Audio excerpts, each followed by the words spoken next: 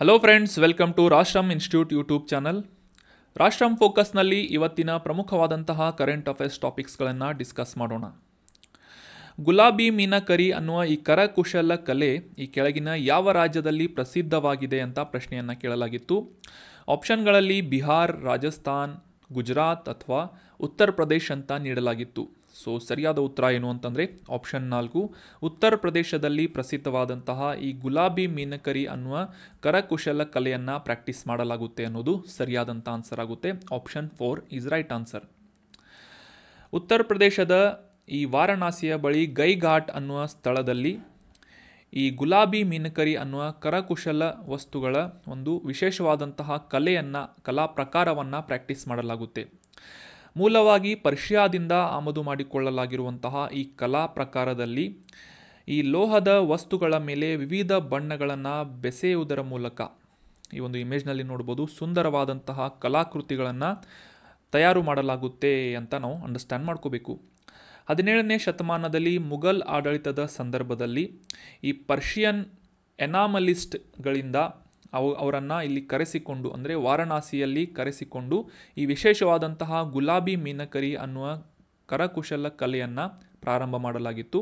ಸಾಮಾನ್ಯವಾಗಿ ಲೋಹದ ವಸ್ತುಗಳಾದಂತಹ ಆಭರಣಗಳು, ಗೃಹಾಲಂಕಾರ ವಸ್ತುಗಳ ಮೇಲೆ ಈ ಒಂದು ವಿಶೇಷವಾದಂತಹ ಕಲೆಯನ್ನು ರೂಪಿಸಲಾಗುತ್ತೆ ಅಂತ ನಾವು ಈ ಒಂದು ಇಮೇಜ್ನಲ್ಲಿ ಸ್ಯಾಂಪಲನ್ನು ಕೂಡ ನೋಡ್ಬೋದಾಗಿದೆ. ಸೊ ಉತ್ತರ ಪ್ರದೇಶ್ ಅಂತ ಕಮೆಂಟ್ ಮಾಡಿದಂತಹ ಎಲ್ಲ ಸ್ಟೂಡೆಂಟ್ಸ್ಗಳಿಗೂ ಕೂಡ congratulations and very well done. ಇದೇ ರೀತಿಯಾಗಿ ಡಿಸ್ಕಷನ್ನಲ್ಲಿ ಭಾಗವಹಿಸ್ತಾ ಇರಿ, ನಿಮ್ಮ ಆನ್ಸರ್ಗಳನ್ನು ಕಮೆಂಟ್ ಮಾಡ್ತಾ ಇರಿ ಅಂತ ಹೇಳ್ತಾ ಇವತ್ತಿನ ಪ್ರಶ್ನೆ ಏನು ಅಂತ ನೋಡೋಣ. ಆನ್ಸರ್ ಮಾಡೋದಕ್ಕೆ ಟ್ರೈ ಮಾಡಿ. ಈ ಜಲ್ ಜೀವನ್ ಮಿಷನ್ ಅನ್ನುವ ಈ ವಿಶೇಷವಾದಂತಹ ಒಂದು ಯೋಜನೆಯನ್ನು ಈ ಕೆಳಗಿನ ಯಾವ ಸಚಿವಾಲಯದ ಮೂಲಕ ಅನುಷ್ಠಾನಗೊಳಿಸಲಾಗುತ್ತಿದೆ ಅಂತ ಪ್ರಶ್ನೆ ಇದೆ. ದೇಶದಾದ್ಯಂತ ಈ ನೀರಿನ ಮತ್ತು ಸುಸ್ಥಿರವಾದಂತಹ ನೀರಿನ ಪೂರೈಕೆಯನ್ನು ಮಾಡುವಂಥ ಉದ್ದೇಶದಿಂದ ಈ ಜಲ್ ಜೀವನ್ ಮಿಷನನ್ನು ಪ್ರಾರಂಭ ಮಾಡಲಾಗಿತ್ತು. ಸೊ ಇದರ ಇಂಪ್ಲಿಮೆಂಟಿಂಗ್ ಏಜೆನ್ಸಿ ಅಥವಾ ಮಿನಿಸ್ಟ್ರಿ ಯಾವುದು ಅಂತ ಗುರುತಿಸಬೇಕಾಗಿದೆ. ಆಪ್ಷನ್ 1 ಕೃಷಿ ಮತ್ತು ರೈತರ ಕಲ್ಯಾಣಾಭಿವೃದ್ಧಿ ಸಚಿವಾಲಯ, ಆಪ್ಷನ್ 2 ಸಾರಿಗೆ ಮತ್ತು ಹೆದ್ದಾರಿ ಸಚಿವಾಲಯ, ಆಪ್ಷನ್ 3 ಜಲಶಕ್ತಿ ಸಚಿವಾಲಯ ಅಥವಾ ಆಪ್ಷನ್ 4 ಹಣಕಾಸು ಸಚಿವಾಲಯ ಅಂತ ಇದೆ. ನಿಮ್ಮ ಉತ್ತರ ಏನು ಅಂತ ಕಮೆಂಟ್ ಬಾಕ್ಸ್ನಲ್ಲಿ ಕಮೆಂಟ್ ಮಾಡಿ. ನೆಕ್ಸ್ಟ್ ಸೆಷನ್ನಲ್ಲಿ ಇದರ ಸರಿಯಾದ ಉತ್ತರ ಏನು ಅಂತ ತಿಳ್ಕೋಣ. ಇವತ್ತಿನ ಡಿಸ್ಕಷನನ್ನು ಪ್ರಾರಂಭ ಮಾಡೋದಕ್ಕಿಂತ ಮುಂಚೆ ಒಂದು ಇಂಪಾರ್ಟೆಂಟ್ ಆದಂತಹ ಅನೌನ್ಸ್ಮೆಂಟ್. ಮಾರ್ಚ್ 30ನೇ ತಾರೀಕಿನಿಂದ ವಿಶೇಷವಾದಂತಹ PDO ಮತ್ತು ವಿಲೇಜ್ ಅಡ್ಮಿನಿಸ್ಟ್ರೇಟಿವ್ ಆಫೀಸರ್ಗಳ ಹುದ್ದೆಗಳಿಗೆ ಪ್ರಿಪೇರ್ ಆಗ್ತಾ ಇರುವಂಥ ಸ್ಟೂಡೆಂಟ್ಸ್ಗಳಿಗೆ ಕ್ರ್ಯಾಶ್ ಕೋರ್ಸನ್ನು ಪ್ರಾರಂಭ ಮಾಡಲಾಗ್ತಾ ಇದೆ. 60 ದಿನಗಳ ಈ ಕ್ರ್ಯಾಶ್ ಕೋರ್ಸ್ನಲ್ಲಿ ಮುಖ್ಯವಾಗಿ ಎಕ್ಸಾಮ್ನಲ್ಲಿ ಕೇಳಲಾಗುವಂತಹ ಸಿಲೆಬಸ್ಗಳಾದಂತಹ ಜನರಲ್ ಅವೇರ್ನೆಸ್, ಅದರಲ್ಲಿ ಮುಖ್ಯವಾಗಿ rural development, panchayati raj, rural cooperative ಸೊಸೈಟಿಗಳ ಸಿಲೆಬಸನ್ನು ಕವರ್ ಮಾಡಲಾಗ್ತಾ ಇದ್ದು, ಕರೆಂಟ್ ಅಫೇರ್ಸ್ಗಳು ಮತ್ತು ಈ ಕಮ್ಯುನಿಕೇಷನ್ ಪೇಪರ್ನಲ್ಲಿ ಅಗತ್ಯವಾಗಿರುವಂತಹ ಜನರಲ್ ಇಂಗ್ಲೀಷ್, ಜನರಲ್ ಕನ್ನಡ ಮತ್ತು ಕಂಪ್ಯೂಟರ್ ನಾಲೆಜ್ಗಳಿಗೆ ಸಂಬಂಧಪಟ್ಟಂತಹ ವಿಶೇಷ ಕ್ಲಾಸಸ್ಗಳನ್ನು ಕವರ್ ಮಾಡಲಾಗ್ತಾ ಇದೆ. ಅಷ್ಟೇ ಅಲ್ಲದೆ ಉಚಿತವಾದಂತಹ ಟೆಸ್ಟ್ ಸೀರೀಸ್ಗಳನ್ನು ಕೂಡ ಇನ್ಕ್ಲೂಡ್ ಮಾಡಲಾಗಿದ್ದು, ಇದೇ ಮಾರ್ಚ್ 30ನೇ ತಾರೀಕಿನಿಂದ ಈ ಕ್ರ್ಯಾಶ್ ಕೋರ್ಸನ್ನು ಪ್ರಾರಂಭ ಮಾಡಲಾಗ್ತಾ ಇದೆ. ಇಂಟ್ರೆಸ್ಟ್ ಇರುವಂತಹ ಸೀರಿಯಸ್ ಅಭ್ಯರ್ಥಿಗಳು ಸಪ್ತಾಪುರದಲ್ಲಿರುವಂತಹ ರಾಷ್ಟ್ರಮ್ ಇನ್ಸ್ಟಿಟ್ಯೂಟ್ ಬ್ರಾಂಚ್ಗೆ ಭೇಟಿ ನೀಡುವುದರ ಮೂಲಕ ಈ ಕ್ರ್ಯಾಶ್ ಕೋರ್ಸ್ಗಳಿಗೆ ಜಾಯಿನ್ ಆಗಬಹುದು. ಅಥವಾ ನಿಮಗೇನಾದರೂ ಕ್ವೆರೀಸ್ಗಳಿವೆ ಅಂತಂದರೆ ಈ ಕೆಳಗೆ ತಿಳಿಸಲಾದಂತಹ ಕಾಂಟ್ಯಾಕ್ಟ್ ನಂಬರನ್ನು ಸಂಪರ್ಕಿಸುವುದರ ಮೂಲಕ ನಿಮ್ಮ ಕ್ವೆರೀಸ್ಗಳನ್ನು ಕ್ಲಿಯರ್ ಮಾಡಿಕೊಂಡು ಕ್ಲಾಸಸ್ಗಳನ್ನು ಜಾಯಿನ್ ಆಗ್ಬೋದು, admission ಮಾಡ್ಕೋಬೋದಾಗಿದೆ.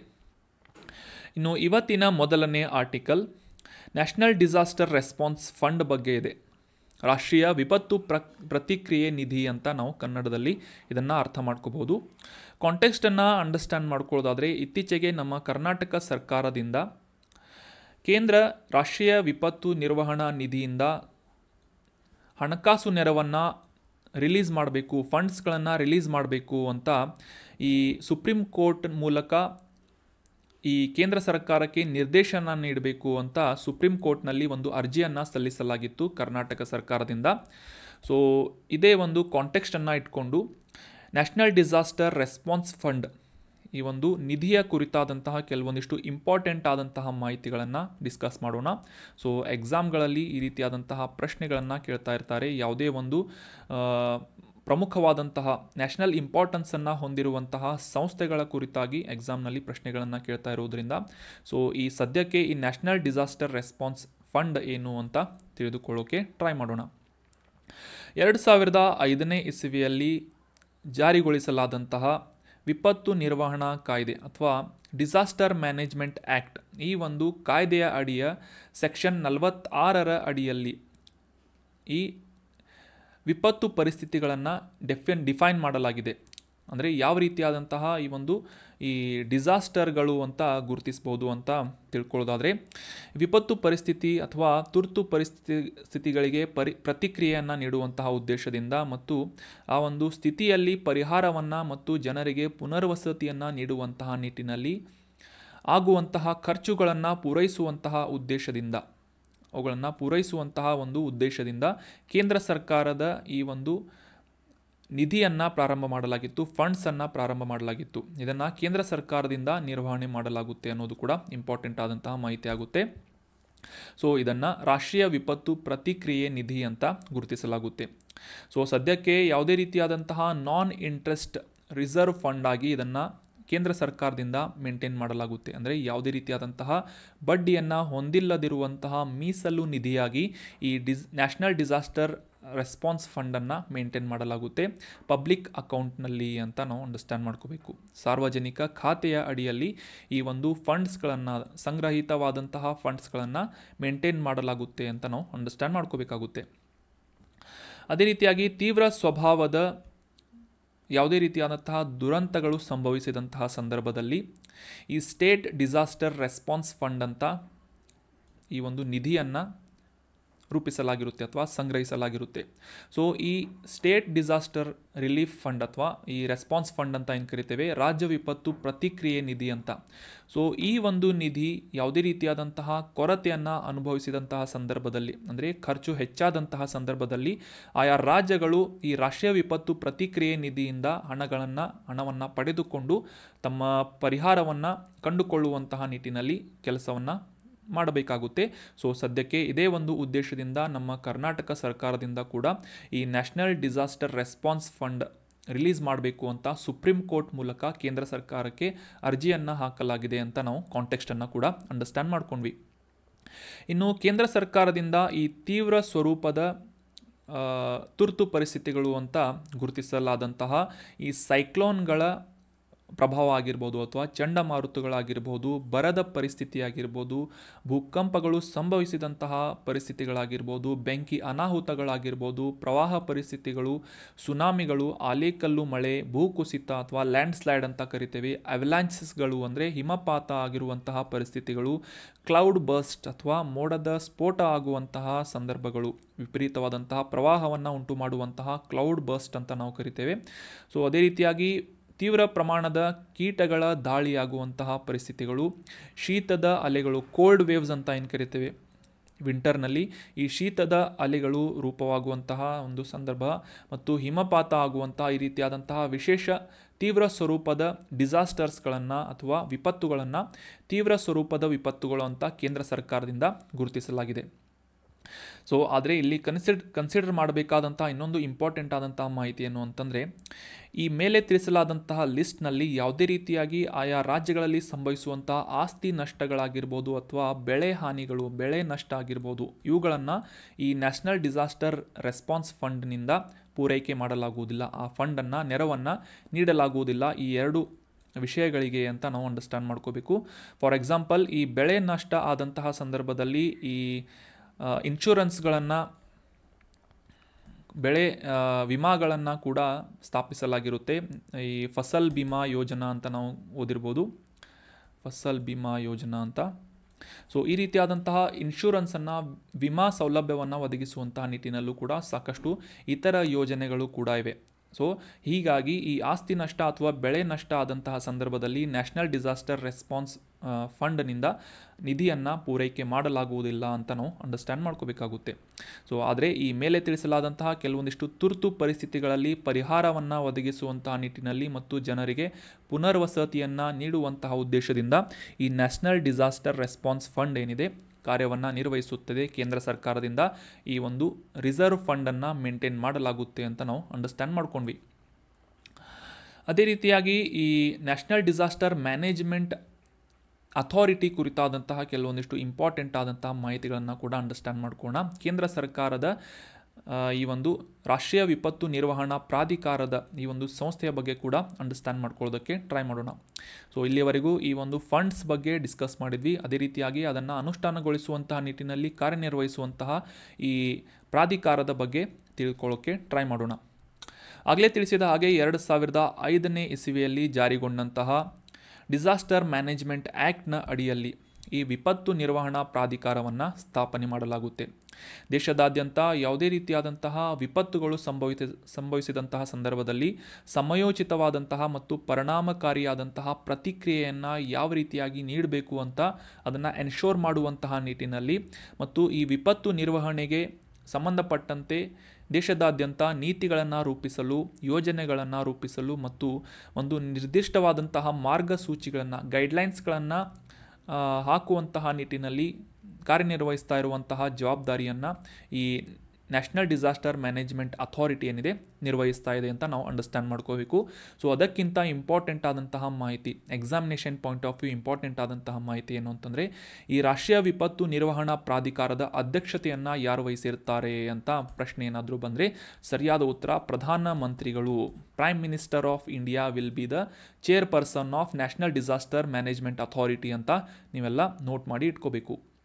So that was about detailed information of national disaster response fund ಮತ್ತು ನ್ಯಾಷನಲ್ ಡಿಸಾಸ್ಟರ್ ಮ್ಯಾನೇಜ್ಮೆಂಟ್ ಅಥಾರಿಟಿ ಅಂತ ನಾವು ಅಂಡರ್ಸ್ಟ್ಯಾಂಡ್ ಮಾಡ್ಕೋಬೇಕು.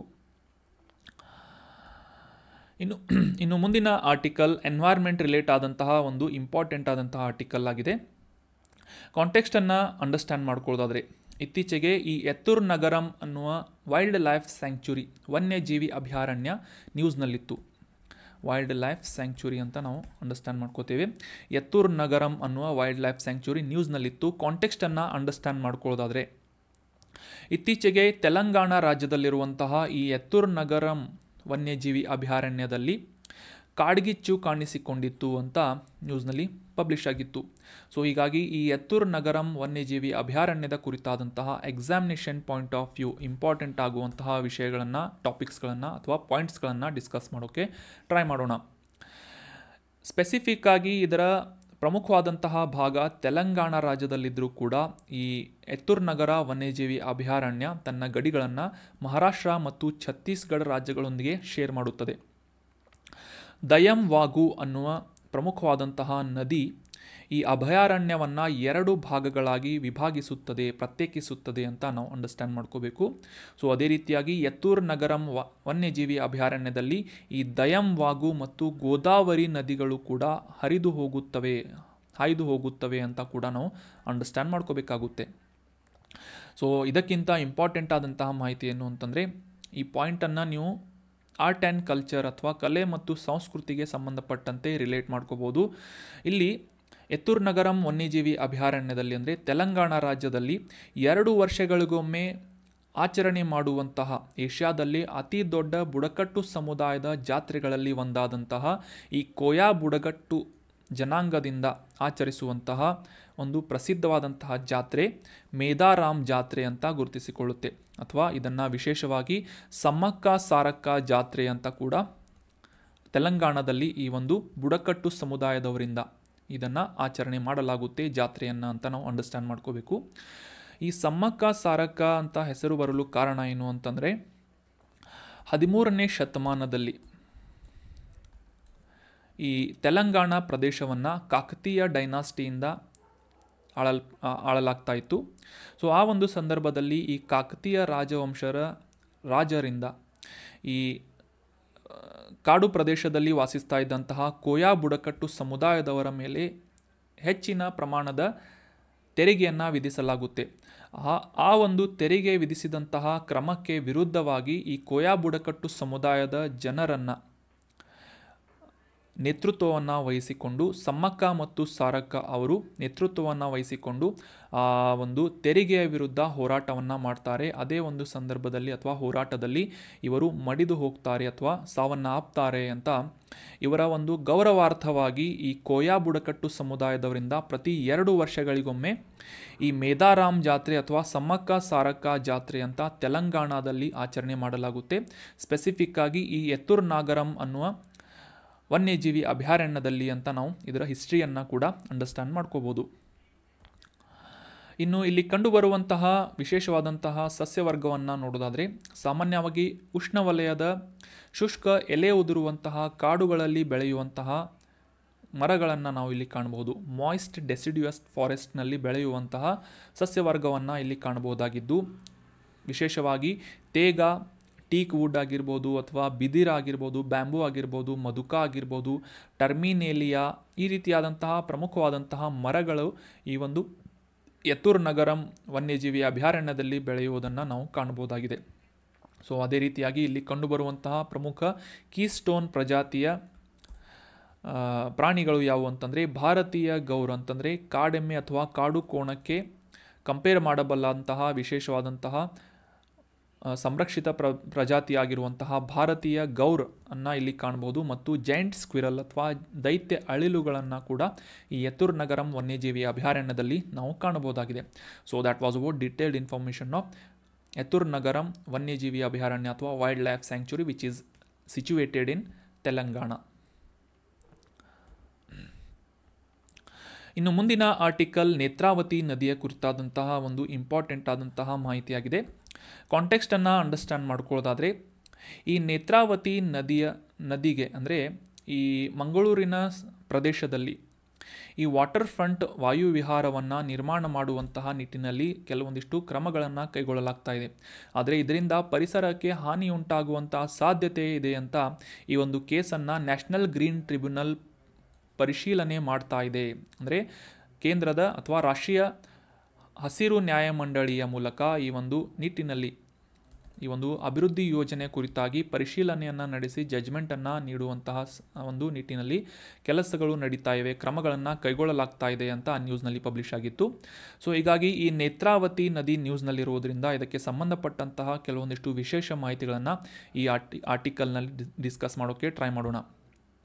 ನಮಗೆಲ್ಲ ಗೊತ್ತಿರುವ ಹಾಗೆ ಈ ಜನಪ್ರಿಯ ಯಾತ್ರಾ ಸ್ಥಳವಾಗಿರುವಂತಹ ಧರ್ಮಸ್ಥಳದ ಮೂಲಕ ಈ ನೇತ್ರಾವತಿ ಹರಿಯುತ್ತಾಳೆ ಅಂತ ನಮಗೆಲ್ಲ ಗೊತ್ತಿರುವಂತಹ ವಿಚಾರ. ಸೊ ಇದಕ್ಕಿಂತ ಅಡಿಷ್ನಲ್ ಆದಂತಹ examination point of view important ಆಗುವಂತಹ ಕೆಲವೊಂದಿಷ್ಟು ಮಾಹಿತಿಗಳನ್ನು ಈಗ ಡಿಸ್ಕಸ್ ಮಾಡೋಕ್ಕೆ ಟ್ರೈ ಮಾಡೋಣ.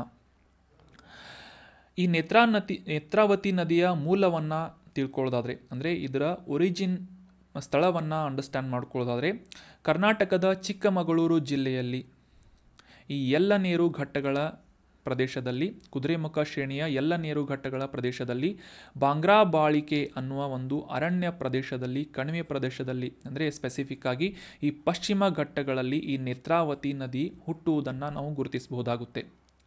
ಚಿಕ್ಕಮಗಳೂರು ಜಿಲ್ಲೆಯಲ್ಲಿ ನೆನ್ಪಿಟ್ಕೊಳ್ಳಿ. ಅದೇ ರೀತಿಯಾಗಿ ಈ ಬಾಂಗ್ರಾ ಬಾಳಿಕೆ ಅನ್ನುವ ಅರಣ್ಯ ಕಣಿವೆ ಪ್ರದೇಶದಲ್ಲಿ ಯಲ್ಲನೇರು ಘಟ್ಟಗಳಲ್ಲಿ ಈ ನೇತ್ರಾವತಿ ನದಿ ಒರಿಜಿನೇಟ್ ಆಗುತ್ತೆ ಅಂತ ನಾವು ಅಂಡರ್ಸ್ಟ್ಯಾಂಡ್ ಮಾಡ್ಕೋಬೇಕು. ಅದೇ ರೀತಿಯಾಗಿ ನೋಟ್ ಮಾಡಿ ಇಟ್ಕೋಬೇಕು.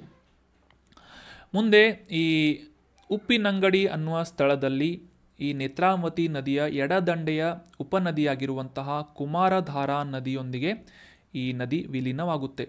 ಮುಂದೆ ಈ ನೇತ್ರಾವತಿ ನದಿ ಏನಿದೆ ಮಂಗಳೂರಿನ ಸಮೀಪದಲ್ಲಿ ಅಂದರೆ ಮಂಗಳೂರಿನಲ್ಲಿ ಅರಬ್ಬಿ ಸಮುದ್ರವನ್ನು ಸೇರಿಕೊಳ್ಳುತ್ತೆ ಅಂತ ನಾವು ಅಂಡರ್ಸ್ಟ್ಯಾಂಡ್ ಮಾಡ್ಕೋಬೇಕು. ಸೊ ಅದೇ ರೀತಿಯಾಗಿ ಆಲ್ರೆಡಿ ಡಿಸ್ಕಸ್ ಮಾಡಿದ ಹಾಗೆ ಈ ನೇತ್ರಾವತಿ ನದಿ ಏನಿದೆ ಪ್ರಸಿದ್ಧವಾದಂತಹ ಈ ಧರ್ಮಸ್ಥಳ, ಜನಪ್ರಿಯ ಯಾತ್ರಾ ಸ್ಥಳವಾದಂತಹ ಧರ್ಮಸ್ಥಳದ ಮೂಲಕ ಕೂಡ ಹರಿಯುತ್ತದೆ ಅಂತ ನಾವು ಅಂಡರ್ಸ್ಟ್ಯಾಂಡ್ ಮಾಡ್ಕೋಬೋದು. ಆಗಲೇ ತಿಳಿಸಿದ ಹಾಗೆ ಈ ನೇತ್ರಾವತಿ ನದಿಯ ಎಡದಂಡೆಯ ಪ್ರಮುಖವಾದಂತಹ ಉಪನದಿ ಯಾವುದು ಅಂತಂದರೆ ಕುಮಾರಧಾರಾ ನದಿ ಆಗಿದೆ. ಕುಮಾರಧಾರಾ ನದಿಯ ಬಗ್ಗೆ ಸ್ವಲ್ಪ ಮಾಹಿತಿಯನ್ನು ಅಂಡರ್ಸ್ಟ್ಯಾಂಡ್ ಮಾಡ್ಕೊಳ್ಳೋದಾದರೆ ಇದು ಉಪ್ಪಿನಂಗಡಿ ಗ್ರಾಮದ ಬಳಿ ಪಶ್ಚಿಮ ಘಟ್ಟಗಳಲ್ಲಿ ಅಂದರೆ ಸುಬ್ರಹ್ಮಣ್ಯ ಶ್ರೇಣಿಯ ಪಶ್ಚಿಮ ಘಟ್ಟಗಳ ಸ್ಥಳದಲ್ಲಿ ಹುಟ್ಟುವಂತಹ ಮುಂದೆ ಈ ನೇತ್ರಾವತಿಯನ್ನು ಸೇರಿಕೊಳ್ಳುವಂತಹ ಒಂದು ಪ್ರಮುಖವಾದಂತಹ ನದಿಯಾಗಿದೆ ಅಂತ ನಾವು ಗುರುತಿಸ್ಬೋದು. ಈ ಮ್ಯಾಪ್ನಲ್ಲಿ ಕ್ಲಿಯರ್ ಆಗಿ ನಾವು ಅಂಡರ್ಸ್ಟ್ಯಾಂಡ್ ಮಾಡ್ಕೋಬೋದು. ಈ ಚಿಕ್ಕಮಗಳೂರು ಜಿಲ್ಲೆಯಲ್ಲಿಂದ ನೇತ್ರಾವತಿ ನದಿ ಹುಟ್ಟಿಕೊಂಡು ಮುಂದೆ ಮಾರ್ಗಕ್ರಮೇಣವಾಗಿ ಈ ಉಪ್ಪಿನಂಗಡಿ ಅನ್ನುವ ಸ್ಥಳದಲ್ಲಿ ಕುಮಾರಧಾರಾ ಅನ್ನುವ ನದಿಯೊಂದಿಗೆ ವಿಲೀನವಾಗುತ್ತೆ ಅಥವಾ ಸಂಗಮಿಸುತ್ತದೆ. ಸೊ ಈ ಒಂದು ಡೈರೆಕ್ಷನ್ನಲ್ಲಿ ಕುಮಾರಧಾರಿ ನದಿ ಹರಿದು ಬರ್ತಾ ಇರೋದನ್ನು ನಾವು ಕಾಣ್ಬೋದು. ಮುಂದೆ ನೇತ್ರಾವತಿ ನದಿ ಏನಿದೆ ಮಂಗಳೂರಿನಲ್ಲಿ ಹೋಗಿ ಈ ಅರಬ್ಬಿ ಸಮುದ್ರದಲ್ಲಿ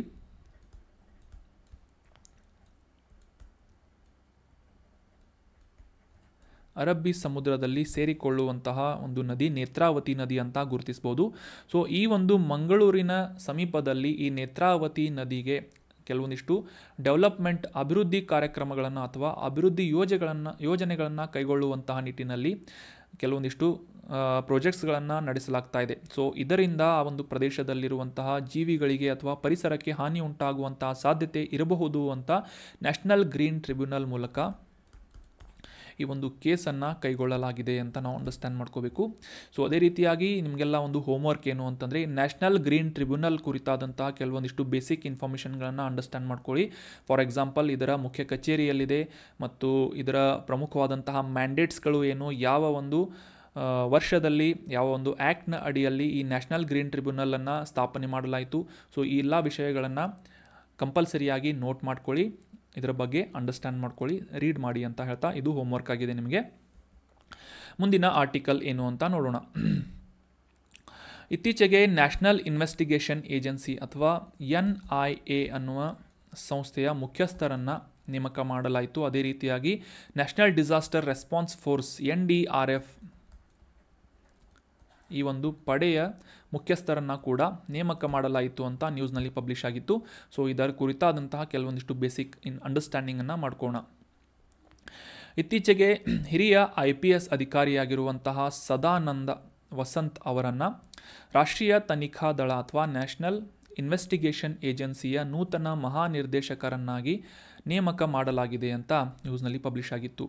ಅದೇ ರೀತಿಯಾಗಿ ಪಿಯೂಷ್ ಆನಂದ್ ಅವರನ್ನು ನ್ಯಾಷನಲ್ ಡಿಸಾಸ್ಟರ್ ರೆಸ್ಪಾನ್ಸ್ ಫೋರ್ಸ್ ಅಥವಾ ಈ ರಾಷ್ಟ್ರೀಯ ವಿಪತ್ತು ನಿರ್ವಹಣಾ ಪಡೆಯ ಮಹಾನಿರ್ದೇಶಕರನ್ನಾಗಿ ನೇಮಕ ಮಾಡಲಾಗಿದೆ ಅಂತ ಕೂಡ ನ್ಯೂಸ್ನಲ್ಲಿ ಪಬ್ಲಿಷ್ ಆಗಿತ್ತು. ಇವರು ಮುಂದಿನ 2 ವರ್ಷಗಳ ಅವಧಿಯವರೆಗೆ ಈ ನ್ಯಾಷನಲ್ ಡಿಸಾಸ್ಟರ್ ರೆಸ್ಪಾನ್ಸ್ ಫೋರ್ಸ್ ಇದು ನ್ಯಾಷನಲ್ ಡಿಸಾಸ್ಟರ್ ರೆಸ್ಪಾನ್ಸ್ ಫೋರ್ಸ್ನ ಮುಖ್ಯಸ್ಥರಾಗಿ ಕಾರ್ಯನಿರ್ವಹಿಸಲಿದ್ದಾರೆ ಅಂತ ನಾವು ಅಂಡರ್ಸ್ಟ್ಯಾಂಡ್ ಮಾಡ್ಕೋಬೇಕು. ಅದೇ ರೀತಿಯಾಗಿ ಈ ಡಿಸೆಂಬರ್ 2026 31ನೇ ಡಿಸೆಂಬರ್ 2026ರವರೆಗೆ ಈ IPS ಆಗಿರುವಂತಹ ಸದಾನಂದ್ ವಸಂತ್ ಅವರು ರಾಷ್ಟ್ರೀಯ ತನಿಖಾ ದಳದ ಮಹಾನಿರ್ದೇಶಕರಾಗಿ ಮುಂದುವರಿಯಲಿದ್ದಾರೆ ಅಂತ ನಾವು ಅಂಡರ್ಸ್ಟ್ಯಾಂಡ್ ಮಾಡ್ಕೋಬೇಕಾಗುತ್ತೆ. ಸೊ ನೆನ್ಪಿಟ್ಕೊಳ್ಳಿ, ನ್ಯಾಷನಲ್ ಇನ್ವೆಸ್ಟಿಗೇಷನ್ ಏಜೆನ್ಸಿ ಇದರ ಮುಖ್ಯಸ್ಥರು ಸದಾನಂದ ವಸಂತ್ ಅಂತ. ಅದೇ ರೀತಿಯಾಗಿ ನೂತನವಾದಂತಹ ನ್ಯಾಷನಲ್ ಡಿಸಾಸ್ಟರ್ ರೆಸ್ಪಾನ್ಸ್ ಫೋರ್ಸ್ ಇದರ ಮುಖ್ಯಸ್ಥರು ಅಥವಾ ಮಹಾನಿರ್ದೇಶಕರು ಪಿಯೂಷ್ ಆನಂದ್ ಅಂತ ನೋಟ್ ಮಾಡಿ ಇಟ್ಕೊಳ್ಳಿ.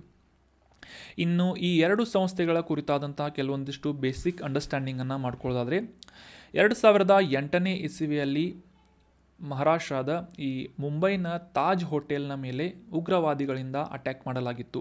ಸೊ ಆ ಒಂದು ಅಟ್ಯಾಕನ್ನು ಮುಂದಿನ ದಿನಗಳಲ್ಲಿ ಅಥವಾ ಫ್ಯೂಚರ್ನಲ್ಲಿ ಅದನ್ನು ತಡೆಯುವಂತಹ ಒಂದು ಉದ್ದೇಶದಿಂದ ಆ ಒಂದು ರೆಸ್ಪಾನ್ಸ್ ಆಗಿ ನ್ಯಾಷನಲ್ ಇನ್ವೆಸ್ಟಿಗೇಷನ್ ಏಜೆನ್ಸಿ ಅಥವಾ ಕೇಂದ್ರ ತನಿಖಾ ದಳವನ್ನು ಸ್ಥಾಪನೆ ಮಾಡಲಾಗಿತ್ತು. ಡಿಸೆಂಬರ್ 31, 2008ನೇ ಇಸವಿಯಲ್ಲಿ ನ್ಯಾಷನಲ್ ಇನ್ವೆಸ್ಟಿಗೇಷನ್ ಏಜೆನ್ಸಿಯನ್ನು ಪ್ರಾರಂಭ ಮಾಡಲಾಗಿತ್ತು. ಸದ್ಯದ ಇದರ ಮಹಾನಿರ್ದೇಶಕರು ಯಾರು ಅಂತಂದರೆ ರಾಧಾ ವಿನೋದ್ ರಾಜು ಅಂತ. ಆದರೆ ಈಗ ಅವರನ್ನು ಬದಲಾಯಿಸಿ ನೂತನವಾದಂತಹ ಮಹಾನಿರ್ದೇಶಕರಾಗಿ IPS ಅಧಿಕಾರಿಯಾಗಿರುವಂತಹ ಸದಾನಂದ ವಸಂತ್ ಅವರನ್ನು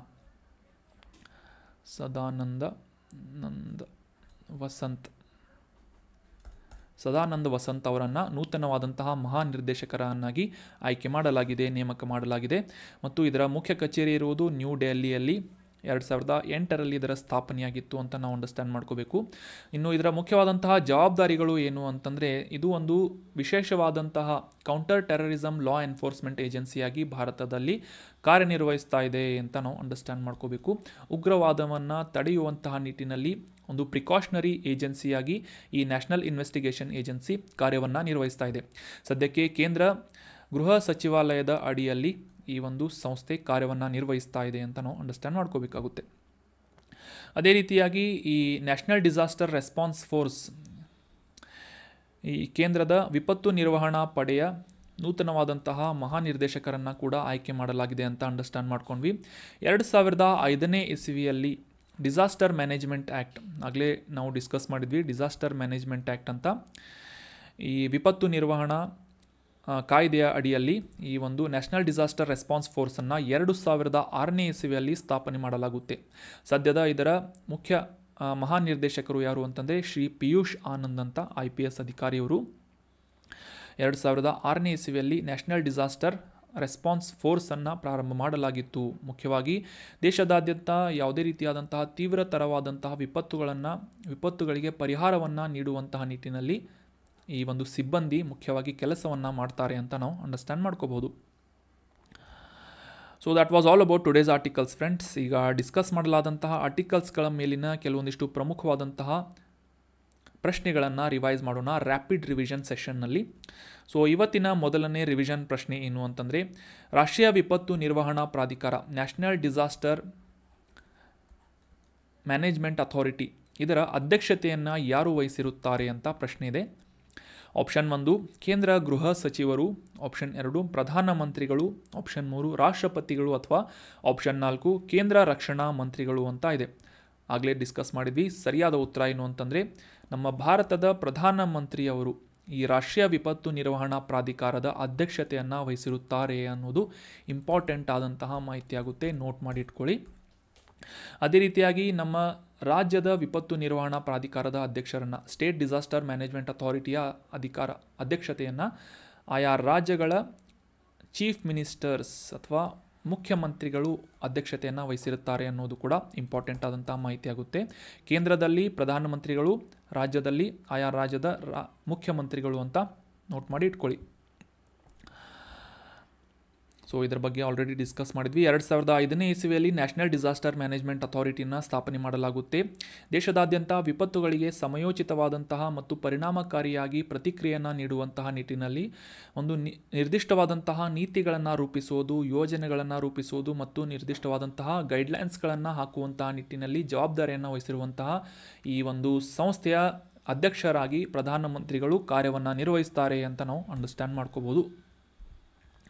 ಮುಂದಿನ ರಿವಿಷನ್ ಪ್ರಶ್ನೆ, ವಿಶ್ವವಿಖ್ಯಾತವಾಗಿರುವಂತಹ ಸಮ್ಮಕ್ಕ ಸಾರಕ್ಕ ಅನ್ನುವ ಜಾತ್ರೆಯನ್ನು, ಬುಡಕಟ್ಟು ಜಾತ್ರೆಯನ್ನು ಈ ಕೆಳಗಿನ ಯಾವ ರಾಜ್ಯದಲ್ಲಿ ಆಚರಿಸಲಾಗುತ್ತೆ ಅಂತ ಪ್ರಶ್ನೆ ಇದ್ದು, option 1 Telangana, option 2 Karnataka, option 3 Andhra Pradesh ಅಥವಾ ಆಪ್ಷನ್ 4 ತಮಿಳುನಾಡು ಅಂತ ನೀಡಲಾಗಿದೆ. ಸರಿಯಾದ ಉತ್ತರ ಆಪ್ಷನ್ 1. ತೆಲಂಗಾಣ ರಾಜ್ಯದಲ್ಲಿ ಈ ಏಷ್ಯಾದಲ್ಲೇ ಅತಿ ದೊಡ್ಡ ಬುಡಕಟ್ಟು ಸಮುದಾಯದ ಜಾತ್ರೆಯಾದಂತಹ ಸಮ್ಮಕ್ಕ ಸಾರಕ್ಕ ಜಾತ್ರೆಯನ್ನು ಆಚರಿಸಲಾಗುತ್ತೆ ಅನ್ನೋದು ಸರಿಯಾದಂತಹ ಆನ್ಸರ್ ಆಗುತ್ತೆ. Option 1 is right answer. Specific ಆಗಿ ನಿರ್ದಿಷ್ಟವಾಗಿ ಹೇಳೋದಾದರೆ ಈ ಯತ್ತೂರ್ ನಗರಂ ಅನ್ನುವ ವನ್ಯಜೀವಿ ಅಭಯಾರಣ್ಯ ಇದು ತೆಲಂಗಾಣದಲ್ಲಿದೆ. ಈ ಒಂದು ಪ್ರದೇಶದಲ್ಲಿ ಪ್ರತಿ 2 ವರ್ಷಗಳಿಗೊಮ್ಮೆ ಕೋಯಾ ಬುಡಕಟ್ಟು ಸಮುದಾಯದವರಿಂದ ಈ ಸಮ್ಮಕ್ಕ ಸಾರಕ್ಕ ಅನ್ನುವ ಹೆಸರಿನ ಜಾತ್ರೆಯನ್ನು ಆಚರಿಸಲಾಗುತ್ತೆ. ಸಮ್ಮಕ್ಕ ಸಾರಕ್ಕ ಅನ್ನುವ ಈ ಬುಡಕಟ್ಟು ಸಮುದಾಯದವರ ದೇವತೆಯನ್ನು ಆರಾಧಿಸುವಂತಹ ಒಂದು ಜಾತ್ರೆಯಾಗಿದೆ. ಇದನ್ನು ಮೇದಾರಾಮ್ ಜಾತ್ರೆ ಅಂತ ಕೂಡ ಈ ತೆಲಂಗಾಣ ರಾಜ್ಯದಲ್ಲಿ ಗುರುತಿಸಲಾಗುತ್ತೆ. ಪ್ರತಿ 2 ವರ್ಷಗಳಿಗೊಮ್ಮೆ ಈ ಜಾತ್ರೆಯನ್ನು ಆಚರಿಸಲಾಗುತ್ತೆ ಅಂತ ಅಂಡರ್ಸ್ಟ್ಯಾಂಡ್ ಮಾಡ್ಕೊಂಡ್ವಿ. ಅದೇ ರೀತಿಯಾಗಿ ಯತ್ತೂರ್ ನಗರಂ ವನ್ಯಜೀವಿ ಅಭಯಾರಣ್ಯ ತೆಲಂಗಾಣದಲ್ಲಿದೆ ಅಂತ ಕೂಡ ಈ ಎನ್ವೈರ್ಮೆಂಟ್ ರಿಲೇಟ್ ಆದಂತಹ ಮಾಹಿತಿಯನ್ನು ಅಂಡರ್ಸ್ಟ್ಯಾಂಡ್ ಮಾಡ್ಕೋಬೋದಾಗಿದೆ. ಮುಂದಿನ ರಿವಿಷನ್ ಪ್ರಶ್ನೆ, ನೇತ್ರಾವತಿ ನದಿಯು ಕರ್ನಾಟಕದ ಈ ಕೆಳಗಿನ ಯಾವ ಜಿಲ್ಲೆಯಲ್ಲಿ ಹುಟ್ಟುತ್ತದೆ ಅಂತ ಪ್ರಶ್ನೆ ಇದೆ. ಆಪ್ಷನ್ 1 ದಕ್ಷಿಣ ಕನ್ನಡ ಜಿಲ್ಲೆ, ಆಪ್ಷನ್ 2 ಚಿಕ್ಕಮಗಳೂರು ಜಿಲ್ಲೆ, ಆಪ್ಷನ್ 3 ಉತ್ತರ ಕನ್ನಡ ಅಥವಾ ಆಪ್ಷನ್ 4 ಶಿವಮೊಗ್ಗ ಜಿಲ್ಲೆ ಅಂತ ಇದೆ. ಸೊ ಸರಿಯಾದ ಉತ್ತರ ಏನು ಅಂತಂದರೆ ಆಪ್ಷನ್ 2 ಚಿಕ್ಕಮಗಳೂರು ಜಿಲ್ಲೆಯಲ್ಲಿ ನೇತ್ರಾವತಿ ನದಿ ಹುಟ್ಟುತ್ತದೆ ಅಂತ ನಾವು ಅಂಡರ್ಸ್ಟ್ಯಾಂಡ್ ಮಾಡ್ಕೋಬೇಕು. So option 2 is right answer. ನೇತ್ರಾವತಿಯ ನದಿ ಬಗ್ಗೆ ಡಿಸ್ಕಸ್ ಮಾಡಿದ್ವಿ. ಇದು ಮುಖ್ಯವಾಗಿ ಚಿಕ್ಕಮಗಳೂರು ಜಿಲ್ಲೆಯ ಕುದುರೆಮುಖ ಶ್ರೇಣಿಯ ಯಲ್ಲನೇರ್ ಘಟ್ಟಗಳ ಬಳಿ ಬಂಗ್ರಾಬಾಳಿಕೆ ಅನ್ನುವ ಅರಣ್ಯ ಪ್ರದೇಶದಲ್ಲಿ ಪಶ್ಚಿಮ ಘಟ್ಟದಲ್ಲಿ ಅಂದರೆ ಈ ನೇತ್ರಾವತಿ ನದಿ ಹುಟ್ಟುತ್ತದೆ ಅಂತ ನಾವು ಅಂಡರ್ಸ್ಟ್ಯಾಂಡ್ ಮಾಡ್ಕೊಂಡ್ವಿ. ಅದೇ ರೀತಿಯಾಗಿ ಇದರ ಪ್ರಮುಖವಾದಂತಹ ಉಪನದಿ ಯಾವುದು ಅಂತಂದರೆ ಕುಮಾರಧಾರಾ ನದಿ ಏನಿದೆ ಉಪ್ಪಿನಂಗಡಿಯ ಬಳಿ ಈ ನೇತ್ರಾವತಿ ನದಿಯನ್ನು ಸೇರುತ್ತದೆ. ಮುಂದೆ ಮಂಗಳೂರಿನ ಬಳಿ ಅರಬ್ಬಿ ಸಮುದ್ರವನ್ನು ಈ ನೇತ್ರಾವತಿ ನದಿ ಸೇರುತ್ತದೆ. ಅದೇ ರೀತಿಯಾಗಿ ಈ ಪ್ರಸಿದ್ಧ ಯಾತ್ರಾ ಸ್ಥಳವಾಗಿರುವಂತಹ ಧರ್ಮಸ್ಥಳ ಕೂಡ ಈ ನೇತ್ರಾವತಿ ನದಿ ದಂಡೆಯ ಮೇಲೆ ಇದೆ ಅಂತ ನಾವು ಅಂಡರ್ಸ್ಟ್ಯಾಂಡ್ ಮಾಡ್ಕೋಬಹುದು. ಮುಂದಿನ ರಿವಿಷನ್ ಪ್ರಶ್ನೆ, ರಾಷ್ಟ್ರೀಯ ತನಿಖಾ ಸಂಸ್ಥೆ ನ್ಯಾಷನಲ್ ಇನ್ವೆಸ್ಟಿಗೇಷನ್ ಏಜೆನ್ಸಿ ಈ ಒಂದು ಸಂಸ್ಥೆಯನ್ನು ಈ ಕೆಳಗಿನ ಯಾವ ವರ್ಷದಲ್ಲಿ ಸ್ಥಾಪನೆ ಮಾಡಲಾಯಿತು ಅಂತ ಪ್ರಶ್ನೆ ಇದ್ದು, ಆಪ್ಷನ್ 1 1999, ಆಪ್ಷನ್ 2 2008, ಆಪ್ಷನ್ 3 2012 ಅಥವಾ ಆಪ್ಷನ್ 4 2019 ಅಂತ ನೀಡಲಾಗಿದೆ. ಸರಿಯಾದ ಉತ್ತರ ಏನು ಅಂತಂದರೆ ಆಪ್ಷನ್ 2. 2008ನೇ ಇಸ್ವಿಯಲ್ಲಿ ಮುಂಬೈನ ತಾಜ್ ಹೋಟೆಲ್ ಮೇಲೆ ಉಗ್ರವಾದಿಗಳು ಅಟ್ಯಾಕ್ ಮಾಡಿದರು. ಸೊ ಅದಕ್ಕೆ ರೆಸ್ಪಾನ್ಸ್ ಆಗಿ ಡಿಸೆಂಬರ್ 31, 2008ನೇ ಇಸ್ವಿಯಲ್ಲಿ ಈ ನ್ಯಾಷನಲ್ ಇನ್ವೆಸ್ಟಿಗೇಷನ್ ಏಜೆನ್ಸಿಯನ್ನು ಪ್ರಾರಂಭ ಮಾಡಲಾಯಿತು ಅಂತ ನಾವು ಅಂಡರ್ಸ್ಟ್ಯಾಂಡ್ ಮಾಡ್ಕೋಬೇಕು. So option 2 is right answer. 2008 December 31ನೇ ತಾರೀಕಿನಂದು ಈ ನ್ಯಾಷನಲ್ ಇನ್ವೆಸ್ಟಿಗೇಷನ್ ಏಜೆನ್ಸಿಯನ್ನು ಕೌಂಟರ್ ಟೆರರಿಸಮ್ ಲಾ ಎನ್ಫೋರ್ಸ್ಮೆಂಟ್ ಏಜೆನ್ಸಿಯಾಗಿ ಭಾರತದಲ್ಲಿ ಸ್ಥಾಪನೆ ಮಾಡಲಾಗುತ್ತೆ.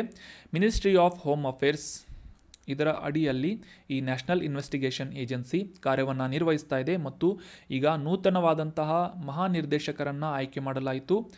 ಈ ರಾಷ್ಟ್ರೀಯ ತನಿಖಾ ದಳದ ಮುಖ್ಯ ನೂತನ ಮಹಾನಿರ್ದೇಶಕರು ಯಾರು ಅಂತಂದರೆ IPS ಅಧಿಕಾರಿಯಾಗಿರುವಂತಹ ಸದಾನಂದ ವಸಂತ್ ಅಂತ ನಾವು ಇವರ ಬಗ್ಗೆ ಕೂಡ ಅಂಡರ್ಸ್ಟ್ಯಾಂಡ್ ಮಾಡ್ಕೊಂಡ್ವಿ. So 2008 is right answer. So that was all about today's discussion friends. ಈ ಕಂಟೆಂಟನ್ನು ನಿಮ್ಮ ಎಲ್ಲ ಫ್ರೆಂಡ್ಸ್ಗಳ ಜೊತೆ ಶೇರ್ ಮಾಡಿ ಮತ್ತು ಡಿಸ್ಕಷನ್ನಲ್ಲಿ ಕೇಳಲಾದಂತಹ ಪ್ರಶ್ನೆಗೆ ಸರಿಯಾಗಿ ಕಮೆಂಟ್ ಮಾಡೋಕ್ಕೆ ಟ್ರೈ ಮಾಡಿ. ನಿಮಗೆ ಯಾವುದಾದ್ರೂ ಡೌಟ್ಸ್ಗಳಿದ್ದರೆ, ಏನಾದರೂ ಸಜೆಷನ್ಗಳಿದ್ದರೆ ಕಮೆಂಟ್ ಬಾಕ್ಸ್ನಲ್ಲಿ ಕಮೆಂಟ್ ಮಾಡಿ. Thank you so much for joining the discussion. Have an awesome day.